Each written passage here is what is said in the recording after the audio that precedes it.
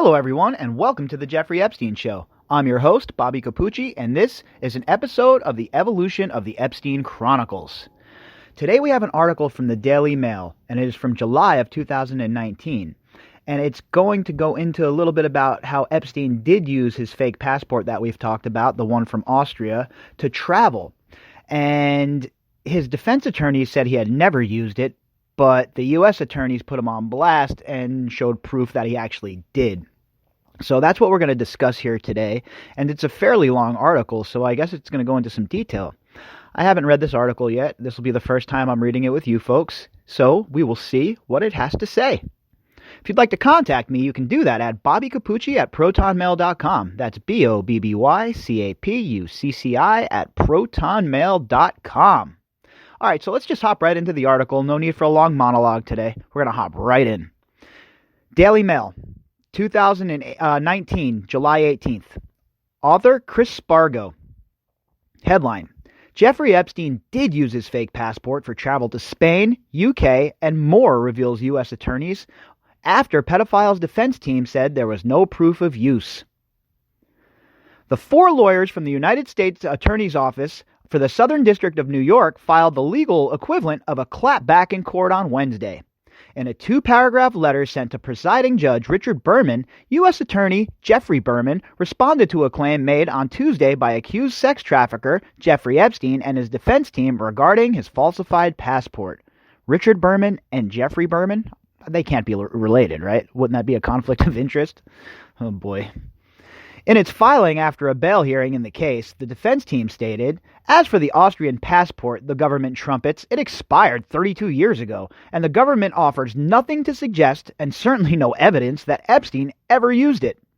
That very strong comment was very swiftly shot down, though, on Wednesday when prosecutors fired off a letter to the judge stating, in fact, the passport contains numerous ingress and egress stamps, including stamps that reflect use of the passport to enter France, Spain, the United Kingdoms, and Saudi Arabia in the 1980s. Again, how did Jeffrey Epstein get this passport, folks? We know about the Lauder connection, but I'm talking about in the bigger scope. How does this man, relatively unknown in the 80s, get a passport such as this? A very hard passport to get. Now, the cynic in me would say, well, somebody had to give him that passport, right? He had to have help. And then you look at the evidence and you realize, oh man, definitely what occurred. Ronald Lauder, working as the ambassador to Austria at the time in the Reagan administration. Lauder is also a part of the mega group. We know about Maxwell's connections to the mega group. And there you go. There you go. There's the nexus. There's the genesis. And that's how all of this is connected. The letter then points out that Epstein has once again not complied with the court's request. The government further notes that the defendant's submission does not address how the defendant obtained the foreign passport. And more concerning, the defendant has still not disclosed to the court whether he is a citizen or legal permanent resident of a country other than the United States, states the letter. And that's for sure. So, again, nobody even knows how he got this passport, all right? The government certainly doesn't know, they're saying. Who facilitated that? Who was able to get him that passport, folks? And all roads lead back to Ronald Lauder. Epstein obtained a passport from Austria in the 1980s for personal protection in the event of travel to dangerous areas, only to be presented to potential kidnappers, hijackers, and terrorists, said his defense team on Tuesday. Oh, okay, cool. So every American should be able to get one of those, right? We should all just be able to have whatever kind of fake documentation we want, whatever kind of fake government documentation we want, and we should just willy-nilly use it how we feel it's most necessary. Well, I don't want to get kidnapped, so let me bring out one of my fake passports. What does that even mean?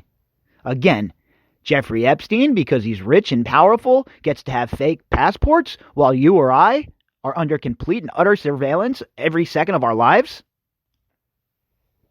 That was stated in response to the revelation just one day prior that the passport had been found in a safe at Epstein's home by agents on the same night he was arrested at Teterboro Airport.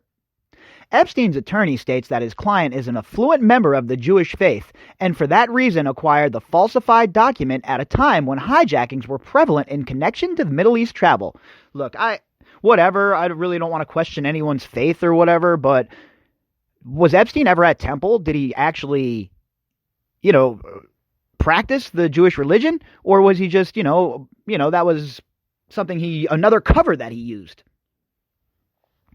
A filing by prosecutors, meanwhile, detailed just what was found in Epstein's safe and makes the money man sound a bit like Scrooge McDuck as he sits on a pile of gems and cash.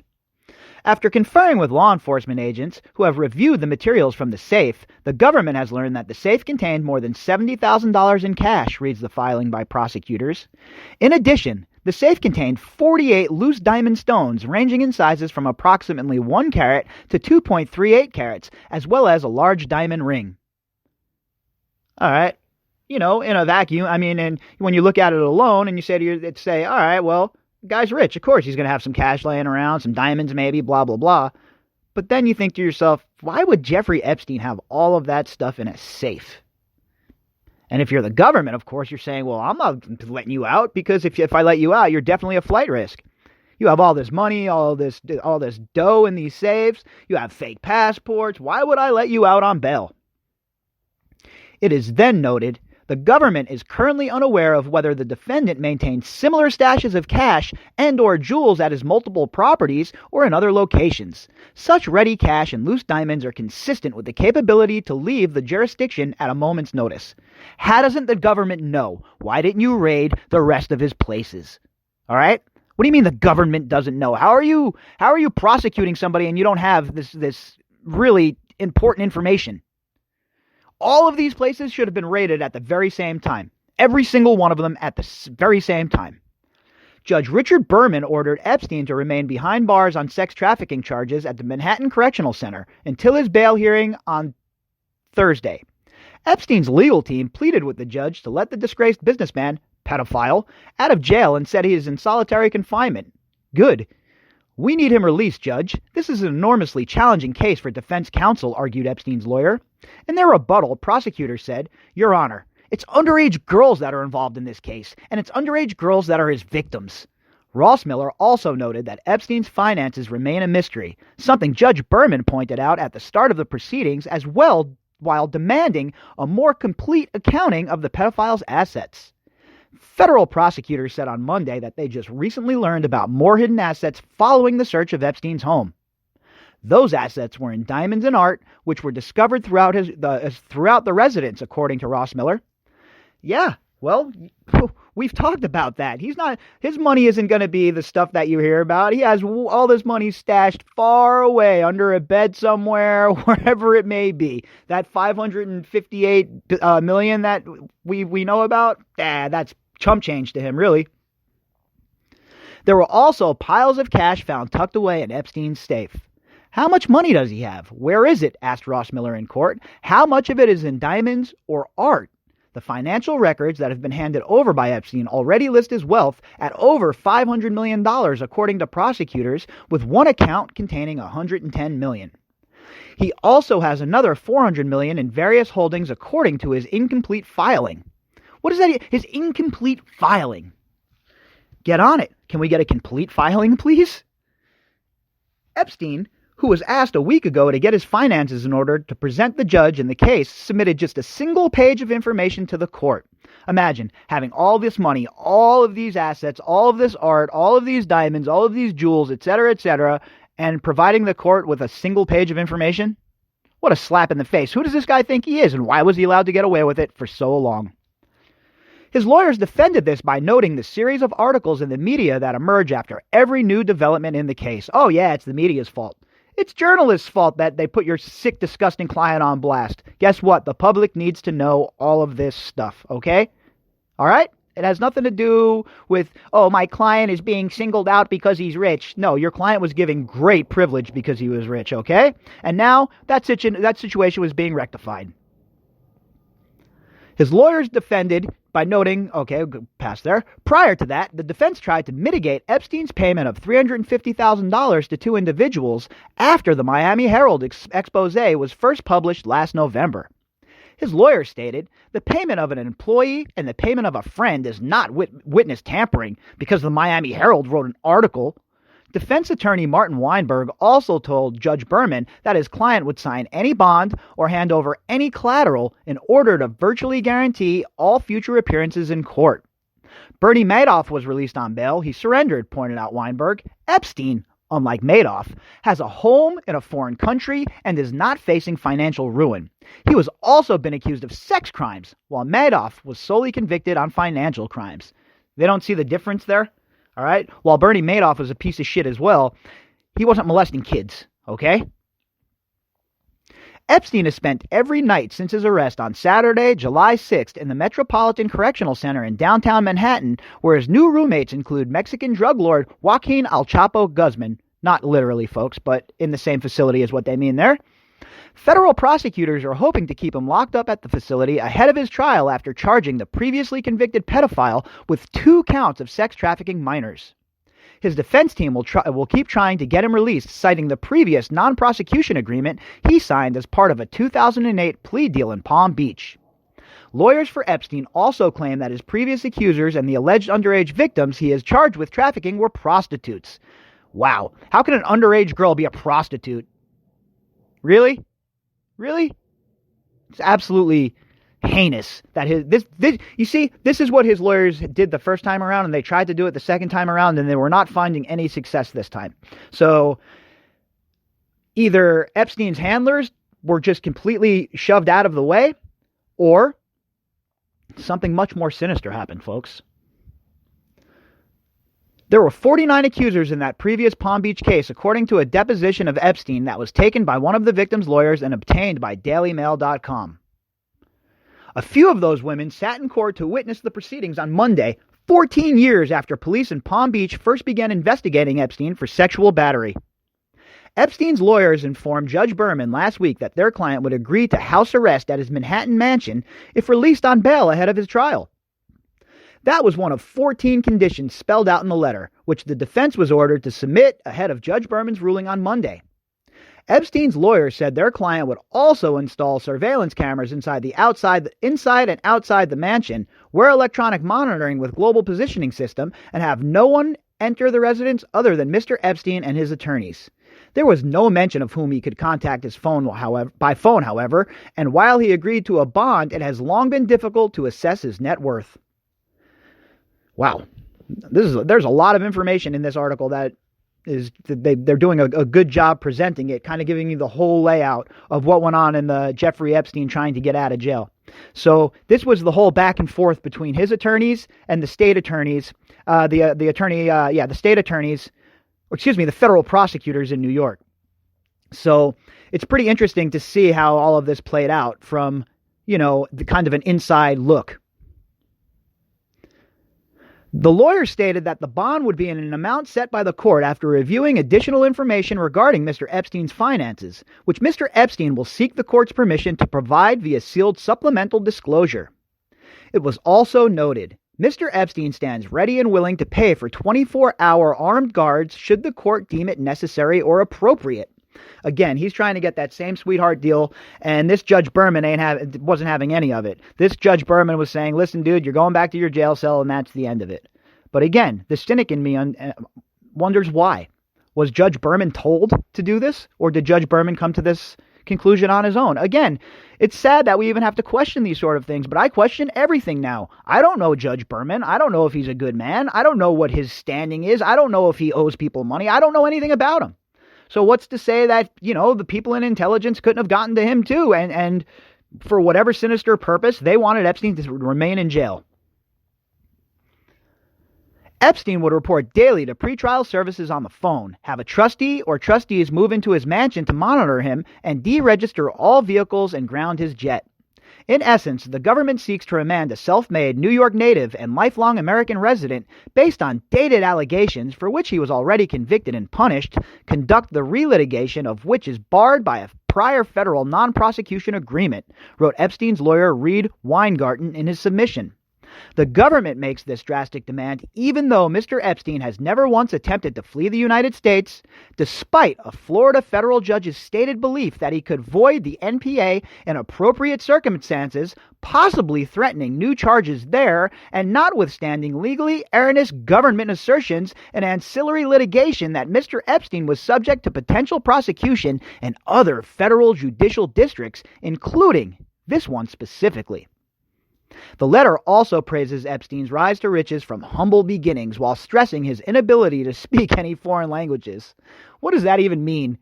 What does that even mean? It doesn't matter that he can't speak any foreign languages. Money talks, all right? Everyone has a phone with an app on it now that translates for you. Give me a break again. All the defenses of these people are absolutely ridiculous. And if I was a juror and this case was to come before me and they were going to use those sort of defenses, I would laugh them out of court, literally. Mr. Epstein, 66, is a U.S. citizen who's lived his entire life in this country. Born and bred in Coney Island, he worked his way up from humble origins. His father was a New York City municipal employee in the Parks Department and earned every penny he's made with nothing more than a high school diploma, stated Weingarten at one point. Oh, you forgot to add, and he also was a pedophile. He speaks only English and knows no other languages. He owns no foreign businesses and holds no foreign bank accounts. 5 of the 6 residences he maintains are located here in America. His brother, niece, and nephew all live here too. The federal court filing also references Epstein's status as a sex offender in the Virgin Islands, where he has received the lowest assignation as opposed to the state of New York, where he's at the highest level. The defense respectfully suggests that Mr. Epstein's Virgin Islands designation is more consistent with the circumstances of the actual offenses for which he was convicted, and certainly more consistent with the predictive factor of whether there is a danger of recidivism, which the defense contends there is not, reads the filing. All right, so in normal people language, they're saying that Jeffrey Epstein isn't going to recommit those crimes and that he should be designated under the lower designation for sex offenders, like in the Virgin Islands, as opposed to the highest level as he is in New York. In their response submitted on Friday, prosecutors cited Epstein's lack of family and wide network of associates as making him a flight risk while arguing for him to remain behind bars.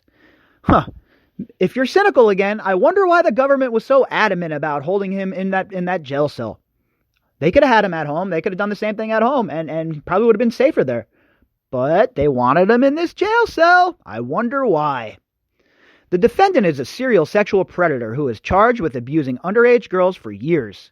A grand jury has returned an indictment alleging that he sexually exploited dozens of minors, including girls as young as 14 years old in New York and Florida, wrote prosecutors in a letter signed by U.S. Attorney Jeffrey Berman and assistant U.S. attorneys Alex Rossmiller, Allison Moe, and Maureen Comey. God, I wish she wasn't working this case. She leaves such a bad taste in my mouth.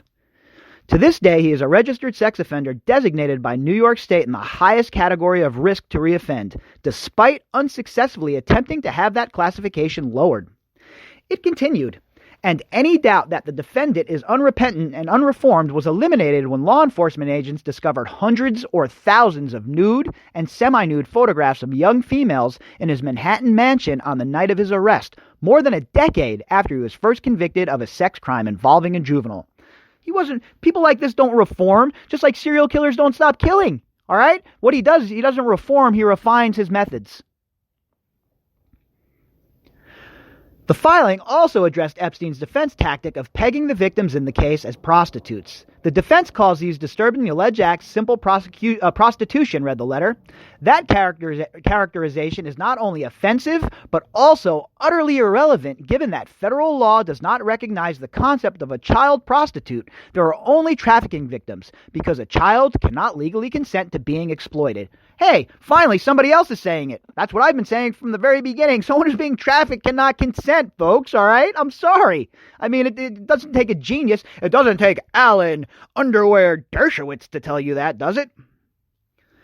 Epstein entered a not guilty plea to federal charges last Monday, just hours after it was revealed that an extraordinary volume of photographs of nude and partially nude young women or girls was discovered by agents over the weekend during their search of Epstein's Manhattan mansion. Federal prosecutors detailed some of the other evidence discovered inside the home in the bail memorandum, which were requests that Epstein remain in prison ahead of trial. That listed documents and other materials such as contemporaneous notes, messages recovered from the defendant's residence that include names and contact information for certain victims, and call records that confirm the defendant and his agents were repeatedly in contact with various victims during the charged period. Wow. Pretty explosive stuff, folks. Pretty explosive stuff. And again, what it does is it adds a little context. It gives us a little bit of an idea of the back and forth between the prosecution and the defense attorneys, and it gives us an idea that the defense attorneys, once again, are trying the same tactic that they used in the original case. But thankfully, this time, it looks like it's not going to work. And while I'm very, very, very critical of Maureen Comey being involved in this case, I'm willing to give the SDNY, the Southern District of New York, the benefit of the doubt that they're going to do the right thing. But trust me, folks, that doesn't believe that I'm 100% bought into what they're doing. And just because there's an investigation opened into Maxwell does not mean that it will end in her arrest. So while we can be a little excited that there's movement here, that they're making waves and they're, at the very least, making pretend they're investigating, which I believe they are investigating, according to a source that I do trust told me the same thing. But again, that does not mean it's going to lead to arrests, folks. So we have to keep the pressure on. We have to keep our foot square down on that gas pedal and all the way down to the floor. It is the only way to make sure that these people are doing their jobs correctly. So we're going to keep doing that on a daily basis. Not one day missed. Not one day missed since the Daily Drop started, folks. That's called consistency, and I will consistently be here sharing these articles with you and absolutely putting these sick, disgusting perverts on blast, because we all know at this point, 2020 is the year the predator turns into the prey. If you'd like to contact me, you can do that at bobbycapucci@protonmail.com. That's BOBBYCAPUCCI@protonmail.com. If you would like to help support the podcast, you can do that by clicking on the GoFundMe link inside of the description box.